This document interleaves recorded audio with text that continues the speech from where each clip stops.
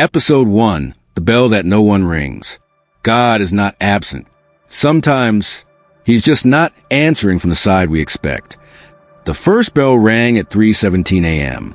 Not once, not twice, but 7 slow chimes, drawn out like a warning left unfinished. Rafael da Costa sat upright in his bed at the diocesan guest house. He wasn't dreaming. The sound was real, ancient, and vibrating in his spine. He stepped to the window. The chapel stood less than 100 meters away. Small, covered in moss. Its roofline bowed with age.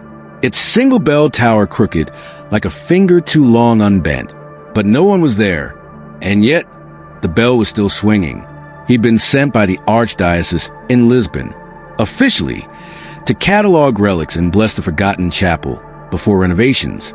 Unofficially, to keep the villagers from asking questions they weren't qualified to understand.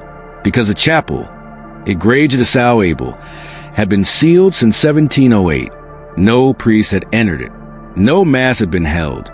No key had ever been found. And yet, at exactly 3:17 a.m., the bell rang. Every single night at dawn, Rafael walked into the village square. Old men stopped talking when he passed. One woman clutched her rosary tighter, muttering something about O Menino de Porta, the boy of the door.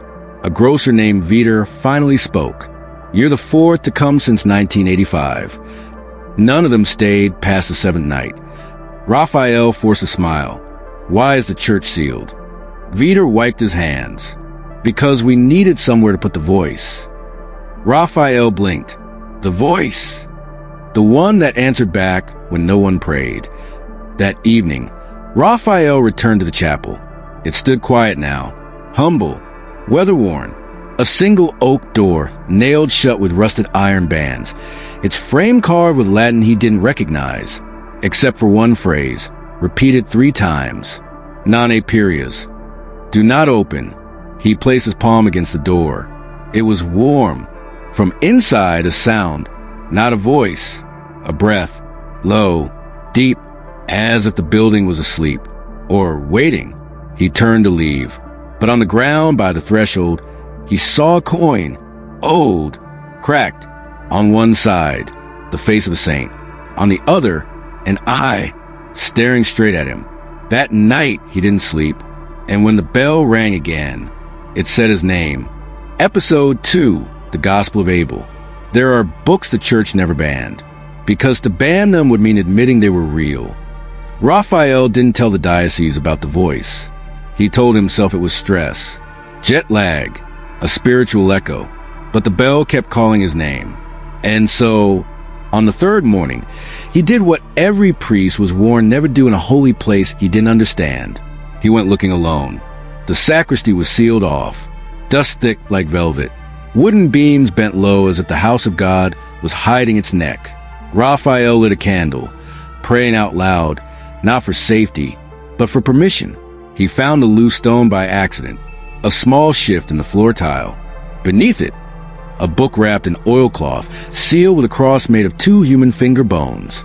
He almost dropped it. The smell of it, iron, oil, and old breath. But curiosity has always been the first step toward revelation. He brought it back to the rectory, cut the seal, and opened the cover.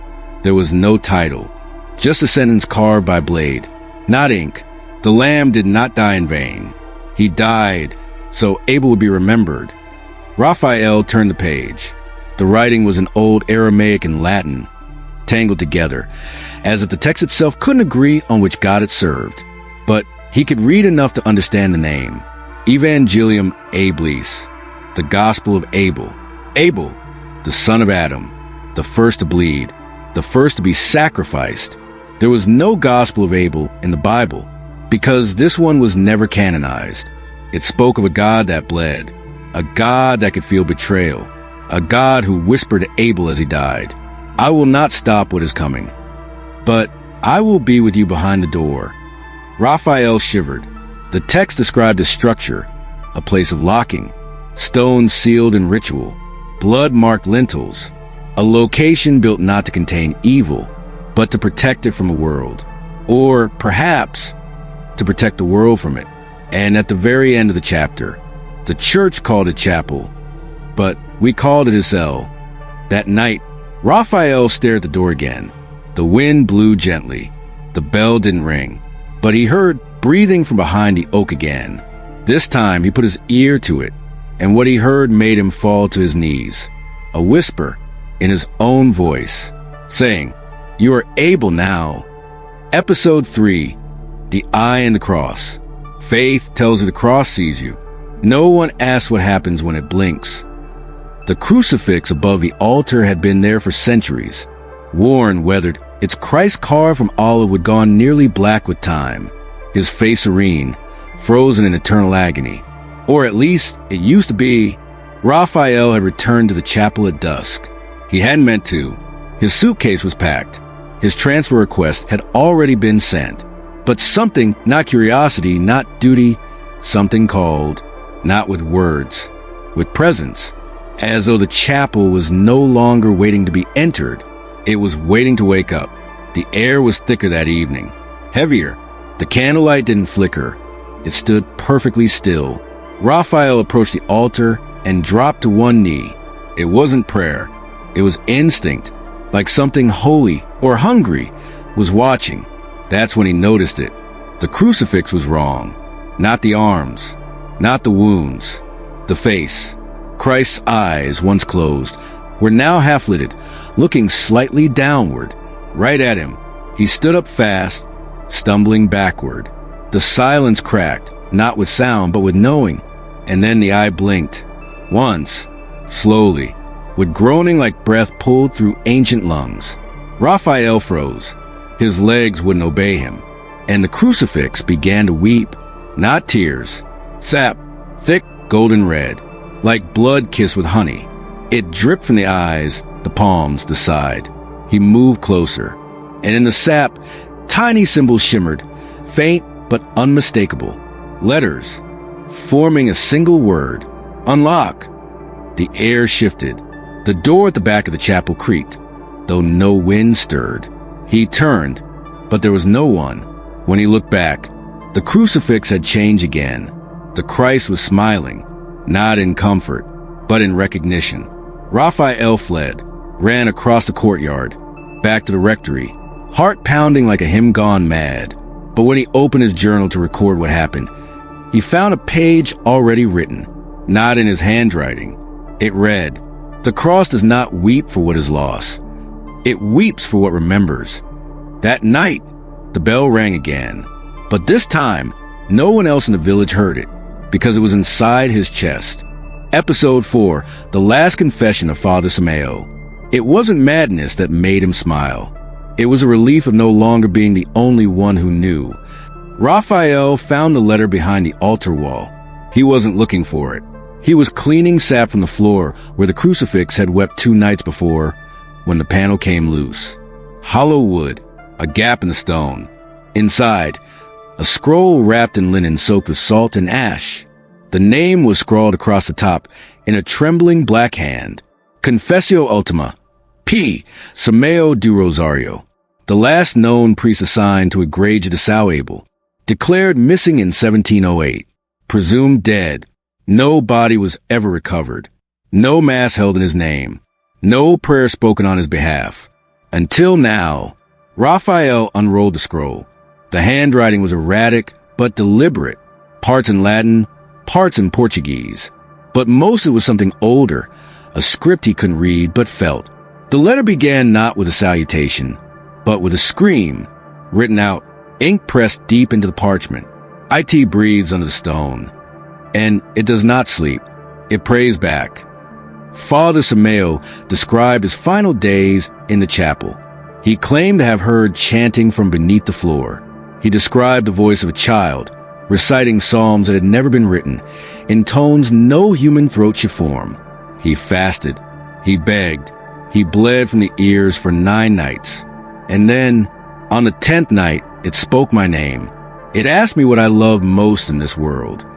I said, the Lord. It said, prove it. So I opened the floor. The scroll was burnt after that, half a page gone, but the final sentence remained. Clear, precise, terrifying. It is not evil, Rafael. It is older than evil, and it is remembering itself through you. Raphael dropped the scroll. His mouth tasted of iron. The air grew thick, and from beneath the chapel floor, once again, a breath. Only this time, it wasn't behind the door. It was beneath his feet. The stone trembled, and a voice, familiar, terrible, soft, whispered, "You read it. Now you're part of it." Episode 5. God is in the walls. If the church was meant to hold him in, why does it feel like it's holding the rest of us out? The walls began to change on the 5th night. Not cracking, not collapsing, breathing. Raphael first noticed it when he returned to the chapel before sunrise. The candle he'd left burning had melted into the floor, not dripped, but been absorbed like the stone had drunk the wax. The iconography along the walls, saints and angels carved into fading plaster, had shifted, not moved, turned. Their heads were now all tilted slightly downward, their eyes aligned to stare at the floor beneath the altar, at the door, at what was underneath it. Raphael approached the west wall, the oldest part of the chapel. He pressed his hand to it, and the wall pressed back, faintly, softly, like skin resisting a fingertip, like something sleeping just beneath the surface. The mural, there had once been a faded painting of the Ascension. Now, the Christ figure was missing his face, and around him, the disciples' mouths had been erased, as if silence had been painted over their screams. He stumbled backward, breath short, then heard it, a hum, low, feminine, coming from the stone. It wasn't a voice. It was a prayer without words, vibrating like a hymn inside a lung that had waited 300 years to exhale. And it said, "Open." Later that day, Raphael spoke to Vitor again, the grocer. "Has anyone ever tried to tear down the church?" The old man looked up from his bread. 2 men tried. In 1911, revolutionaries. "What happened?" Vitor blinked slowly. One went blind. The other dug through the stone and found blood. They say the wall was weeping, and the weeping didn't stop until the bishop cut out their tongues. That night, Raphael stayed in the chapel. The crucifix above no longer smiled. Its face had been erased. In its place, a faint imprint. Not a face. An eye, wide, open, etched deep behind the wood grain, like it had always been there, waiting. The walls began to pulse. The incense in the air thickened, but no one had lit any, and the Latin scripture etched above the nave began to glow faintly, not golden, red, as if blood remembered what it had once written. Raphael felt his knees. The floor was warm now, soft, and when he whispered, "Lord," the wall whispered back, "I am not where you think I am." Episode 6. Faith without light. True faith is believing even when there's no answer. But what if the answer comes too fast? On the 6th night, Raphael prayed, and something answered immediately. No delay, no silence, just response. He had been kneeling in the nave, hands clasped, whispering an old prayer in Latin, one he hadn't used since seminary. Not for power, not for protection, just for peace. Domini adiuva me.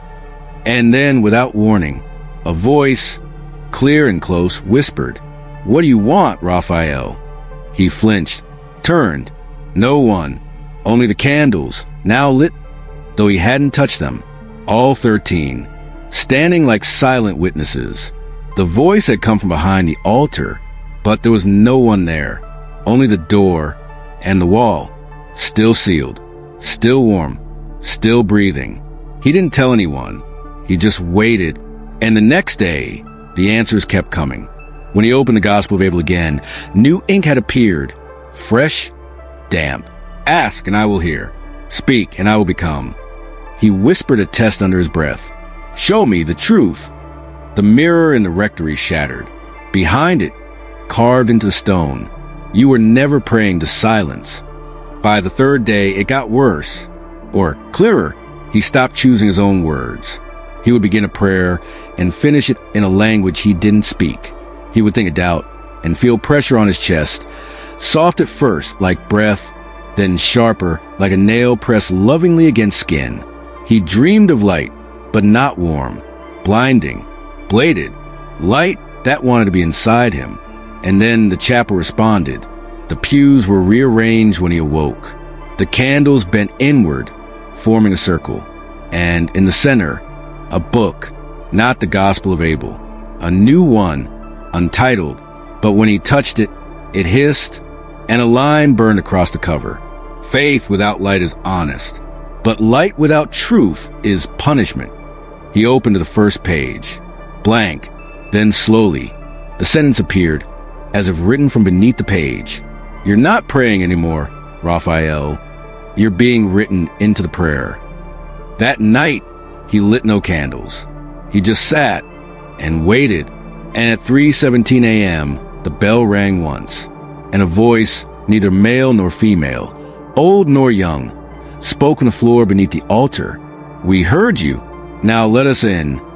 Episode 7. The silence is not empty. She was silent for 40 years. Not because she forgot, but because a voice inside her never stopped whispering. Her name was Sister Ines. No one had spoken it aloud in decades, not since she fled the chapel barefoot, bleeding from the ears, and declared that God had been left behind a door the church was too afraid to open. They called her mad. They sent her to a convent in Madeira. She never spoke again. Until now, Rafael received a letter in a plain envelope, no return address. Inside, only two things.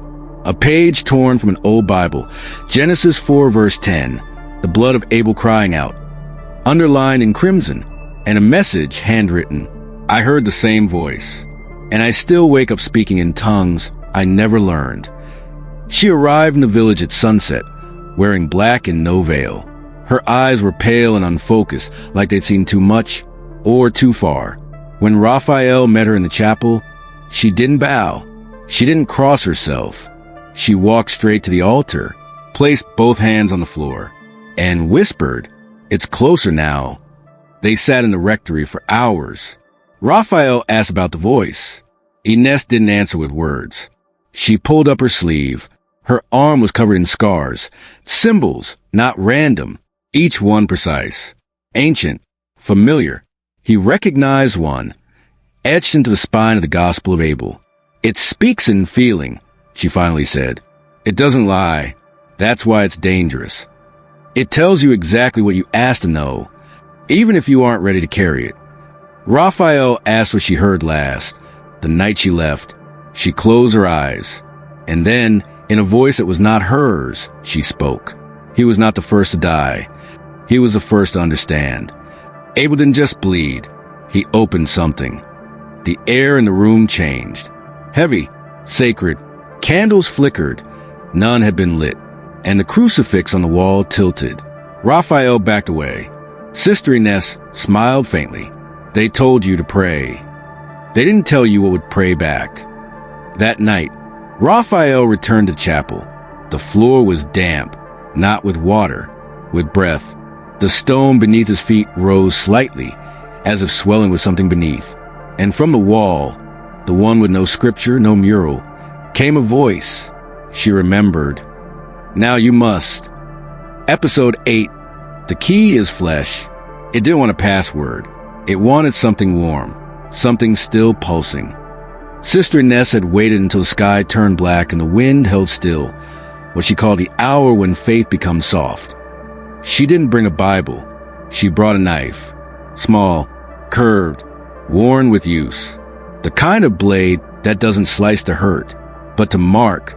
They stood in the chapel before the altar. The crucifix had fallen days ago. Now, only the door remained. Its ancient oak glowed faintly under the candlelight, as if it were breathing again. Rafael's voice trembled. You said there was a ritual. Ines nodded. Not written, not spoken, only done. She took his hand and placed the blade between his fingers, then guided his palm to his own chest. The key is not hidden, she said. It's waiting to be offered. Rafael hesitated. To who?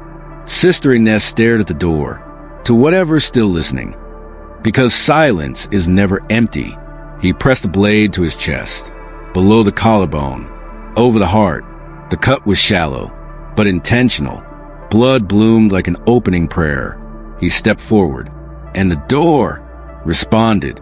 The carvings lit up not with fire, but with heat, steam, sweat. The Latin letters etched across its frame shimmered and rearranged themselves into a phrase. Fides carnis, faith of flesh. The ground trembled behind them. The walls groaned as if waking from centuries of sleep. A wind swept through the sealed chapel. Though no windows were open, candles went out, then relit, but now in reverse order, as if time had turned inside out. Ines knelt, not in fear, in preparation. Rafael stood frozen. Blood dripped from his chest onto the stone, and when it hit, the door inhaled. A sound, wet, hungry, ancient. Then came the whisper, from inside the wood, from beneath the chapel, from behind the veil of every unanswered prayer he'd ever spoken. Bring the rest. Bring all of you. Episode 9, the door whispers back. When a voice speaks your name from behind a sealed door, you don't wonder how it knows you. You wonder how long it's been waiting. The first voice came at 3:17 a.m. Not as wind, not as echo, as a name. Rafael, soft, familiar, and impossible, because it was the voice of his mother, dead 17 years. He froze in the center of the chapel, blood still dry on his chest from the ritual. Sister Ines slept in the back pew, breathing evenly, unaware that the door had begun to sweat. Tiny droplets of something viscous slid down the grain. Not water, not oil, something syrupy, translucent, like tears drawn from bone. Rafael, the voice said again, you left me in the ground, but I'm not resting. He stepped closer. His hands trembled. What do you want? He whispered. The door breathed in. And then another voice, deeper, sharper, masculine. Why didn't you open it sooner? He collapsed, because that voice didn't belong to the dead. It belonged to someone who never died, his twin brother, Mateus, gone since they were 12, vanished without trace, presumed drowned in the river, but no body was ever found. Rafael crawled to the door, forehead against the wood, voice cracking.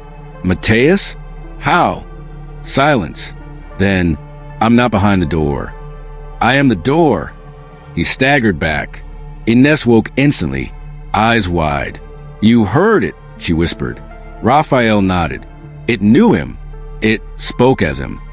She placed her hand on his shoulder, trembling. That's how it tests you. It doesn't lie. It remembers. Later, Rafael opened the Gospel of Abel again. The ink had bled.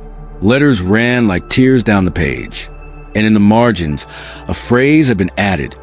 In the same crimson script as before. The voice does not come from beyond. It comes from what you buried inside. That night, he dreamed of Mateus. Not as a boy, but grown, standing barefoot at the altar, face split with a smile that knew things Rafael had never told anyone.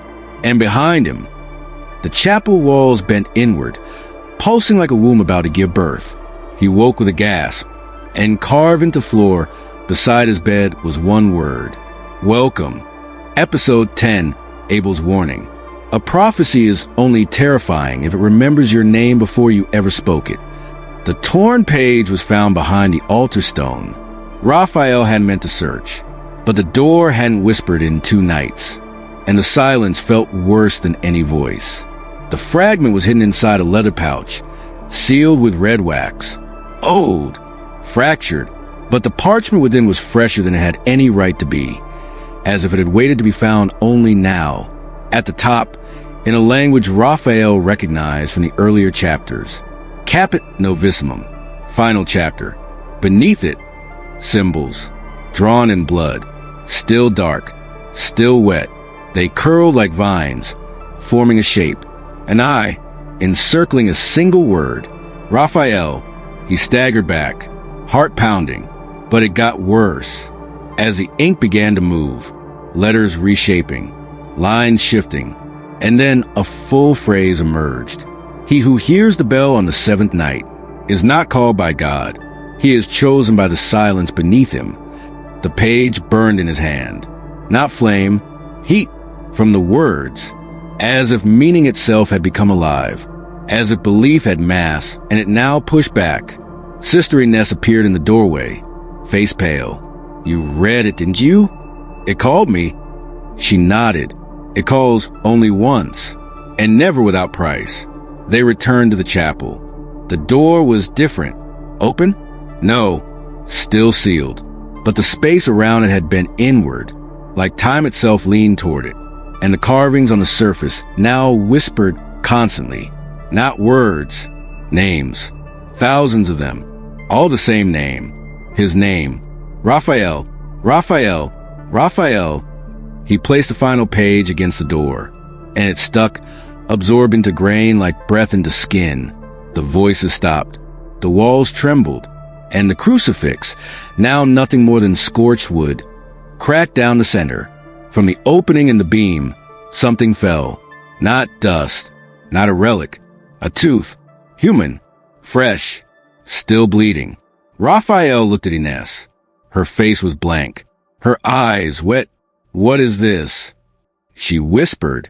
"It's not a door, Rafael. It's a mouth." Episode 11. The church that prays on its own. You can silence a man. You can silence a priest. But when the church itself begins to pray, there is nothing left to do but listen. The first chant began at 2:59 a.m. Low, monotone, no instrument, no voice, just vibration, as if the stone was remembering a sound it had once been forced to forget. Rafael shot up in bed. His chest ached, not with pain, but with rhythm. His heart was beating in time with the hum in the floorboards. He stepped barefoot into the hall. The chapel doors were closed, but candlelight flickered beneath the crack, though no candles had been lit since the crucifix fell. He pressed his ear to the wood. It wasn't just chanting. It was liturgy, a full mass, in Latin, but older than Latin, a tongue made for no human mouth. The words slipped like oil over salt, sweet, burning, wet. He understood none of it, and yet his knees buckled. His body recognized the sound before his mind did. He pushed open the chapel doors and stopped. Every pew was full, but no one sat in them, only shadows, clear outlines of shoulders, veils, folded hands, as if the walls had projected the memory of worshippers onto the air, all facing the altar, all bowing. The bell above tolled once. The walls trembled, and in that moment, the chapel exhaled. Adveniat. Rafael fell to his knees. Sister Ines stood beside him, pale, eyes wide. "They're not praying to something," she whispered. "They're praying through it." He looked up at the altar. The door behind it was now glowing faintly, like breath against glass. A new word had appeared on its surface, etched from the inside. Eki. Behold. And then a moment of silence. No sound, no echo, until the floor beneath them whispered, "One more step, Rafael. One more wound. Then the mouth will open." He turned to Ines, tears in his eyes. "What happens when it opens?" She answered without blinking. The prayers stop, and the answer begins. Episode 12. The door opens inward. Some doors open with keys, some with blood. This one opens when you forget who you were. Rafael had fasted for 3 days. No bread, no water, no prayer, only silence, because to speak now would be to name himself. And that was the final barrier. Sister Ines prepared the circle at the altar, not with chalk, not with salt, but with ashes, drawn from the pages of the Gospel of Abel, now burned into a black spiral around the door. "No more relics," she whispered. "No more scripture. It wants the soul, not the symbols." The door no longer looked like wood. It pulsed. It listened. The names it once whispered were gone. Now it murmured memories. Raphael's childhood, his father's hands, the river where Matthias disappeared. "You will forget them," it said, "and in return you will remember me." He stepped into the circle. The light dimmed, but not from candle or sun. From within, as though God blinked, Ines knelt, facing away from the altar. She would not witness this. because no one truly watches a man unmake himself. Rafael placed his hand to his chest, not to wound it, but to feel the beat for the last time as himself. He whispered, "I give you my name." And in that moment, the chapel shuddered. The spiral of ash rose into the air, swirling like a veil. The walls moaned, and the door pulled inward, not swung, not opened, inhaled. Behind it, darkness, not empty, but crowded with memory.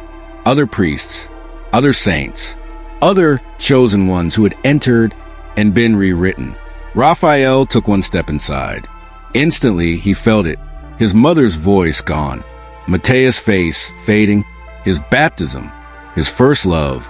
The moment he first believed in God. All unraveling. Not erased. Absorbed. He didn't cry. He smiled. Because now he finally understood. The door was not punishment. It was inheritance. And Rafael was never chosen to guard it. He was born to complete it. The last thing he heard before everything dissolved was Sister Ines whispering, "Amen." Episode 13. This is not the God you remember. You thought God left. He didn't. He was waiting for someone who would stop calling his name and start becoming it. The door was open, not broken, not torn, yielded, like a mouth smiling, like a womb accepting.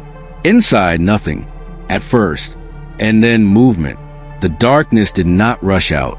It stepped, deliberate, graceful, like it remembered how to walk. What emerged was not a figure. It was a feeling made flesh, something that remembered light the way a scar remembers fire. It stood at the altar, breathed in, and the chapel sighed with it.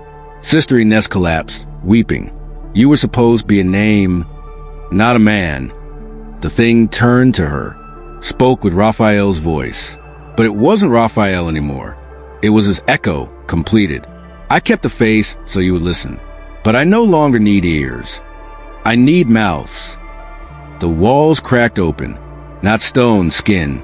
The church pulsed like an organ. The pews bled.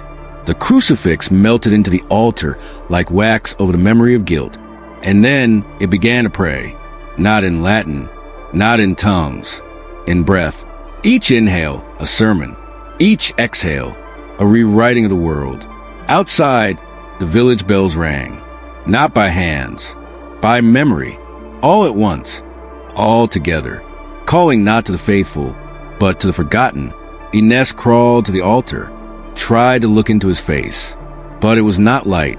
It was a mirror, and in it she saw herself, naked, kneeling, mouth open, speaking a language she did not know, but could never unlearn. "What are you?" she whispered. He leaned close, voice honeyed and terrifying. "I am the answer that never needed your question. I am what Abel saw before he bled. And now, you will see me too." The world did not burn.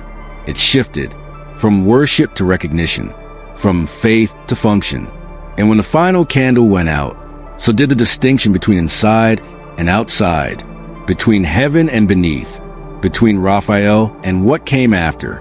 There was no closing of the door, because the door was no longer needed. It had done its part. It had opened inward